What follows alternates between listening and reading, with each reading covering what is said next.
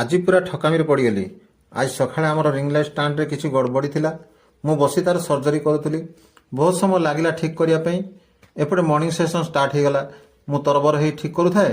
କାହିଁକି ଜାଣିଛନ୍ତି, ମର୍ଣ୍ଣିଂର health education ମୋ ସ୍ୱାସ୍ଥ୍ୟ ପାଇଁ ବହୁତ ଜରୁରୀ। ଟିକେ ଭାବନ୍ତୁ ତ, ଯଦି ରିଙ୍ଗ ଲାଇଟ୍ର କିଛି ଦିନ ୟୁଜ୍ କଲା ପରେ ତାର ମେଣ୍ଟେନାନ୍ସ ଆବଶ୍ୟକ ପଡ଼ୁଛି, ତାହେଲେ ଆମ ମଣିଷ ଶରୀର ବି ମେସିନ୍ ପରି। ତାକୁ ଯଦି ଠିକ୍ ସମୟରେ ସଠିକ୍ ଖାଦ୍ୟ ପୋଷକ ଯଥା ସମୟରେ ପାଣି ନ ଦେବା, ଶାରୀରିକ ପରିଶ୍ରମ ନ କରିବା, ତାହେଲେ ଆମ ଶରୀର ନଟ୍ ବୋଲ୍ଟ ମଧ୍ୟ ଢିଲା ହେଇଯିବ। ରିଙ୍ଗ ଲାଇଟ୍ ପରି ସର୍ଜରୀ ଆବଶ୍ୟକ ପଡ଼ିବ।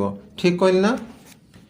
ରିଙ୍ଗ ଲାଇଟ୍ ସଜାଡ଼ି ଦେଲି ବୋଲି ମୋ ବୁଢ଼ୀ ଆସି ମୋତେ ତାଙ୍କର ପୁରୁଣା ଟ୍ରଫି ଦେଇ ଠକିଦେଲେ। ସେ କ'ଣ ଠିକ୍ କଲେ? ଆଜି ପୁରା ଠକାମିରେ ପଡ଼ିଗଲି। ଆଜି ସକାଳେ ଆମର ରିଙ୍ଗ ଲାଇଟ୍ ଷ୍ଟାଣ୍ଡରେ କିଛି ଗଡ଼ବଡ଼ି ଥିଲା। ମୁଁ ବସି ତାର ସର୍ଜରୀ କରୁଥିଲି।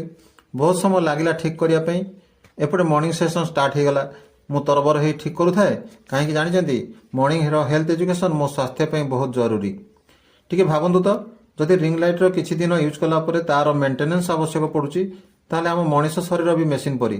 ତାକୁ ଯଦି ଠିକ୍ ସମୟରେ ସଠିକ୍ ଖାଦ୍ୟ ପୋଷକ ଯଥା ସମୟରେ ପାଣି ନ ଦେବା, ଶାରୀରିକ ପରିଶ୍ରମ ନ କରିବା, ତାହେଲେ ଆମ ଶରୀର ନଟ୍ ବୋଲ୍ଟ ମଧ୍ୟ ଢିଲା ହେଇଯିବ। ରିଙ୍ଗ ଲାଇଟ୍ ପରି ସର୍ଜରୀ ଆବଶ୍ୟକ ପଡ଼ିବ। ଠିକ୍ କହିଲି ନା? ରିଙ୍ଗ ଲାଇଟ୍ ସଜାଡ଼ି ଦେଲି ବୋଲି ମୋ ବୁଢ଼ୀ ଆସି ମୋତେ ତାଙ୍କର ପୁରୁଣା ଟ୍ରଫି ଦେଇ ଠକିଦେଲେ। ସେ କ'ଣ ଠିକ୍ କଲେ?